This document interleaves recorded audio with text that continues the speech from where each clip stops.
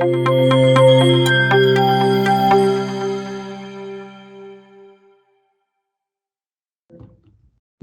name is Ernesto, and we're the panel 12. Thank you so much, Ali, for joining us.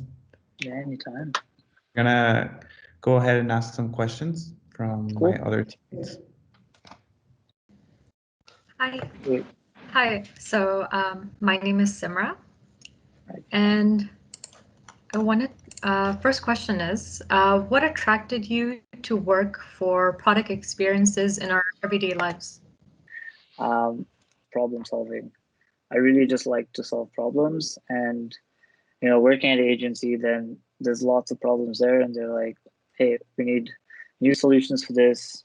I'm just like, okay, cool. Let's figure out what the problems are. How can we make that better?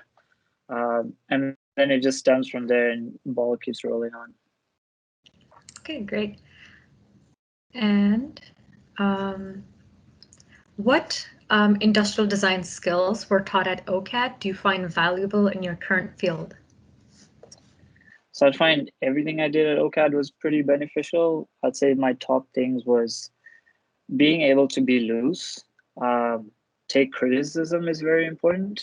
Like, I showed this presentation with all my final work, but really in between there, for every one concept that goes to market or gets fabricated, there's 15 that just didn't work out or didn't meet requirements. So you gotta get comfortable with being critiqued, I'd say, is the most important. And the grit, yeah. I'd say OCAD workload is quite a lot, especially in the thesis, which is for any course, but sticking with your grit and moving through it is really important. Thanks, Ali. The next question would be: we've heard you have worked you have a lot of experience in the designs you do, the industrial designs you do, and what are some of your design methodologies when approaching a new project? So this could be anything about the research part or prototyping type, and how relevant are they in comparison to what you have learned at OCAD or other schools that you have attended? In the professional field, usually the problem comes to you.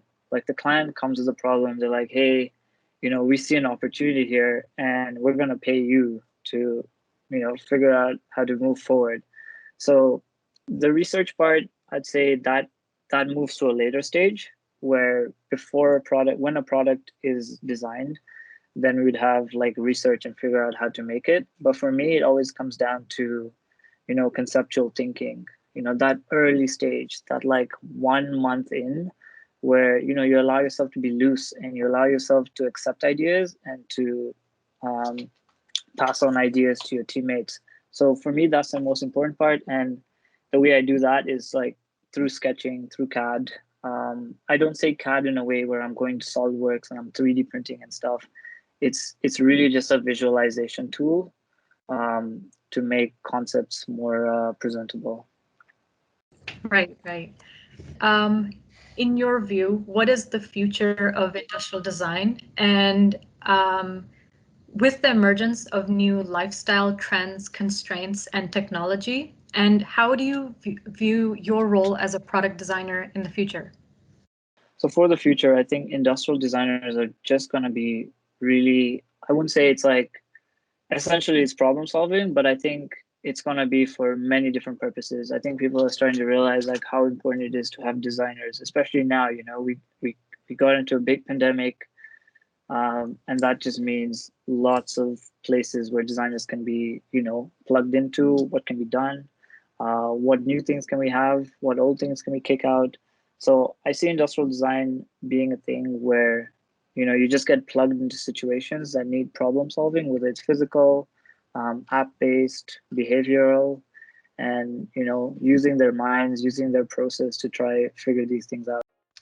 Wow, that is awesome. So Ali and also panel, thank you guys for that great conversations. Ali, it was a great pleasure to see you and your work. Ali, again, thank you. Take it easy. Thank you so much.